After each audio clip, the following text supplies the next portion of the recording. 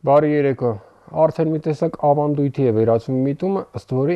երբ Հայաստանում ինչ-որ պրոցեսներ են ընթանում, հիմնականում ներքաղաքական բնույթի կամ Ղարաբաղյան հակամարտության կարգավորման բանակցությունների շրջանակում բարձր մակարդակի հանդիպում է տեղի ունենում, հարևան երկրի իշխանությունները փորձում են խաղեր տալ սահմանային գծում։ Որպես կանոն այդ խաղերը ողբերգական ավարտ են ունենում հենց իրենց խաղեր տվողների համար։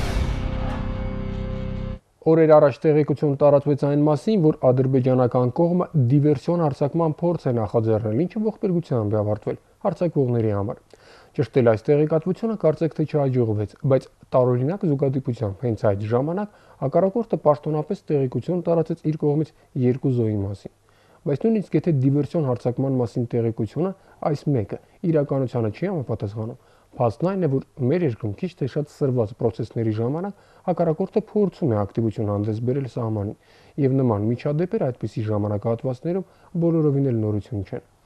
Ընդ որում հակառակ կողմը որպես կանոն ծպտուն չի անում այդ կարգի չհաջողված ավանտյուրաների մասին, իսկ դրանց ընթացքում ունեցած կորուստների մահվան պատճառը ներկայացնում ասենք էլեկտրահարվելը կամ շատ անհաջող կերպով ընդհանուր կես մետրանոց փոստն ընկնելն ու ողբերգական մահով մահանալը։ Այս անգամ ստիպված էր խոստովանել, որ 2 զոհ այդուամենայնիվ տվել է։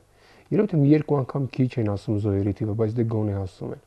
Ճիշտ է, փակագծերն այդպես էլ չեն բացում, թե ինչպես են այդ 2 զինծառայողները զոհվել, ինչ պայմաններում, ում տարածքում եւ ինչ առաջադրանք կատարելիս, բայց դե գոնե խոստովանում են, որ կորուստներ ունեցել են։ Արդեն մեծ առաջընթաց է։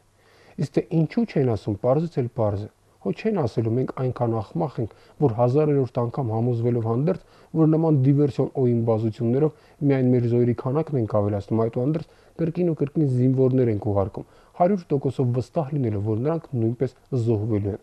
Չեն կարող ասել, քանի որ նույնիսկ խոսելու իր անկից զրկված ցանկացած խելամիտ ադրբեջանցի, իսկ այդպիսիք բնականաբար շատ են Ադրբեջանում, կսկսի հարցեր տալ։ Իսկ ինչու եք մեր տղերքին անխուսափելի մահվան ուղարկում, հանուն ինչի։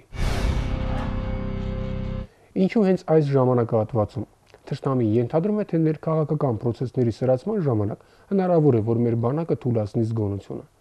Դիվերսիոն խմբերի ներթափանցման փորձերը ամեն ինչից զատ ըստ էության նաև այդ հարցի պատասխանը ստանալու համար են արվում, եւ բնականաբար այսուհետ նույնպես նման փորձեր լինելու են։ Քանի դեռ այդ երկրի իշխանության գլուխը ինքնահաստատման մոլուցքով տառապող Պուճուր խանն է, որի երազանքներից մեկը ամբողջ աշխարհով Պապայի, Հեյդարի հուշարձաններ տեղադրելն է հանուն եսի ինչի, մենք պետք է պատրաստ լինենք նման ավանտյուրաների։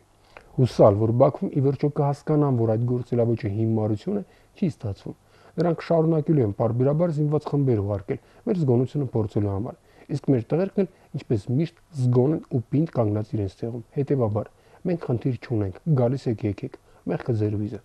Բայց այստեղ մեկ ուրիշ խնդիր էլ կա եւ ուղղակիորեն կապված է բանակցային գործընթացի հետ։ Ինչու միջազգային հանրություն կոչվածը նման դեպքերում հետաքննություն չի սկսում։ Ի վերջո Հայաստանի եւ Ադրբեջանի բարձրագույն իշխանությունները մի շարք փաստաթղթեր են ստորագրել, որտեղ ամրագրված կետերից մեկը ուժի եւ դրա սպառնալիքի բացառումն է։ Պարզ ասած, մեր երկրի ղեկավարն ու հարևան խանության ղեկավարը միջնորդների ներկայությամբ ընդունել են այդ դրույթի ընդունելի լինելը, ստորագրել դրա տակ եւ խոստացել հավատարիմ լինել այդ դրույթին։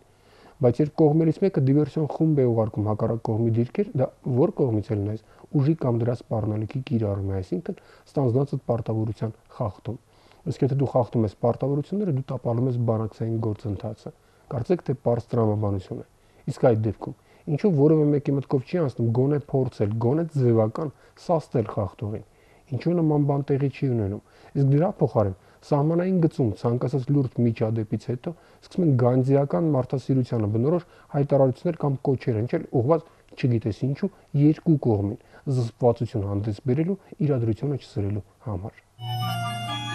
Ребята, давайте жить дружно.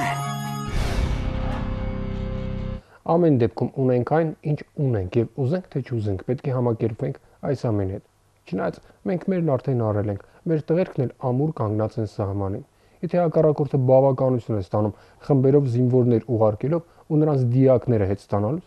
մենք խնդիր չունենք, ինչպես կասեն ռուսները, միլոստի պրոսիմ, լիքը փամփուշտ ունենք։ Առողջ եղեք։